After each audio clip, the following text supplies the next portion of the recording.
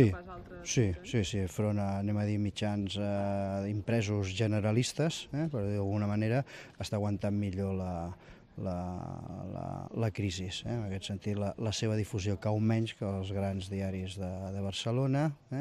Els lectors, dins que n'hi ha una miqueta menys, estan aguantant molt millor que els diaris de Barcelona, i el volum d'ingressos publicitaris, que també cau una miqueta, també està aguantant millor que els diaris de Barcelona. Per tant, en aquest sentit, sí que es pot afirmar que la premsa comarcal està, anem a dir, la premsa de proximitat està aguantant millor la crisi econòmica.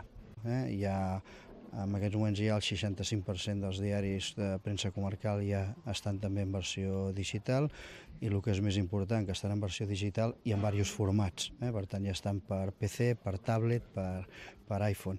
I a poc ells hi estan treballant, i sobretot una cosa més important és que no només hi són, sinó que els continguts pràcticament el 50 i tants % es renoven diàriament. La premsa comarcal continua treballant en paper. Som defensors de que amb el paper li queda encara molta vida, però que sobretot, sigui en el suport que sigui, hem de continuar fent bon periodisme, periodisme de proximitat i de qualitat. Creiem que amb aquestes eines tenim col·lectivament el nostre futur assegurat.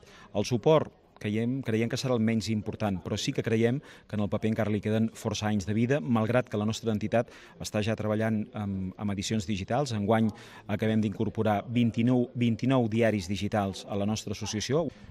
Nosaltres sempre hem tingut la sensació de que els grans mitjans només han vingut al territori quan hi havia diners. En canvi, creiem que aquest model de premsa comarcal, que neix gairebé quan neix la democràcia, sempre ha estat molt compromès amb allò que li és proper. I aquesta és una de les fortaleses que ens diferencia dels grans mitjans generalistes.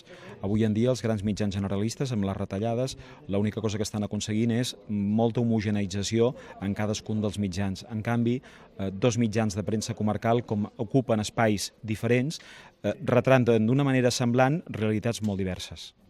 Necessitem un compromís de les entitats locals i de totes les administracions. És a dir, el model de la premsa comarcal és un model únic arreu de l'estat espanyol. És un model que ha permès crear un mapa de comunicació local que no existeix enlloc més.